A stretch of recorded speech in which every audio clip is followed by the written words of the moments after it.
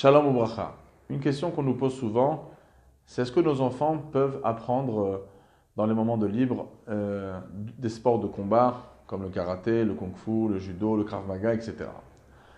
Alors, dans les décisionnaires, on peut voir trois problèmes qu'il faut résoudre. Le premier, c'est, étant donné que ces sports très souvent proviennent de pays de l'Est et donc ont avec eux une certaine doctrine qui était utilisée dans certaines avodas zara, certaines danses même, qui pouvaient être faites devant des idoles.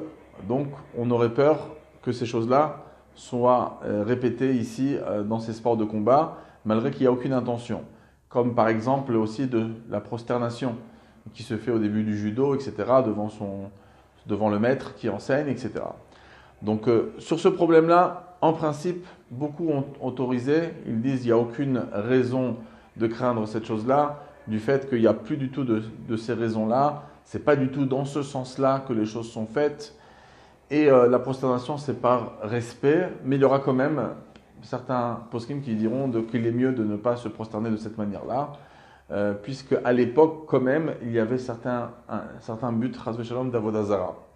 Mais en principe, ce n'est pas le gros problème. Le deuxième problème, c'est le fait que dans ces sports-là, à un certain moment, il y a des compétitions, on se donne des coups, on apprend, on s'éjecte un petit peu, ça fait un peu mal des fois quand on tombe par terre, etc.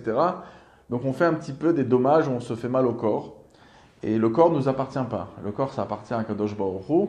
Et donc, on ne peut pas se permettre, comme le Radbaz apporte, de demander même à quelqu'un de nous frapper, puisque ce corps n'est pas notre possession, on le garde, on essaie de le protéger, mais on ne peut pas faire ce qu'on veut avec.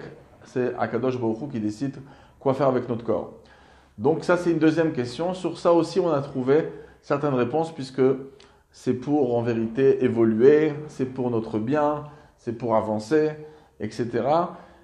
Un petit peu comme la question qu'il y a que les femmes y posent souvent par rapport à des opérations qui seraient simplement esthétiques, et est-ce qu'on pourrait se nuire au corps, etc., se faire mal. Alors puisque c'est pour le bien de la personne, eh ben, il y a certaines autorisations. Donc ça, ce n'est pas le problème le plus grand. Le troisième problème, et celui-là qui est le plus difficile, c'est que malgré qu'il y a beaucoup de bonnes choses qui peuvent être dans un sport pareil, d'abord de maintenir le corps, l'assurance, la discipline, donc ce sont des choses positives, mais malgré ça, il y a aussi l'agressivité. Et ça apprend aux enfants, alors malgré que beaucoup pourront dire le contraire, etc., mais toutes personnes qui sont enfants, ils arrivent quand même à être d'accord, il faut demander des fois aux enfants, eux-mêmes ils vont être d'accord que le fait qu'on se sent plus fort, on apprend à taper, etc., ça peut créer une certaine alimout, une certaine agressivité chez l'enfant. Et c'est pour ça que même que la halakha n'interdit pas ni le judo, ni tous ces sports de combat, il sera quand même mieux de trouver des sports moins agressifs à faire à nos enfants. Comme le rabbi le dit dans une de ses réponses, que ce n'est pas interdit, mais que c'est kedaï, qu'il vaut mieux apprendre autre chose aux enfants pour ne pas, chas v'shalom, les habituer à l'animosité et à l'agressivité. Maintenant, si un enfant particulièrement habite dans un coin très très dangereux, etc., bon, alors chaque personne pourra demander à son rave une autorisation.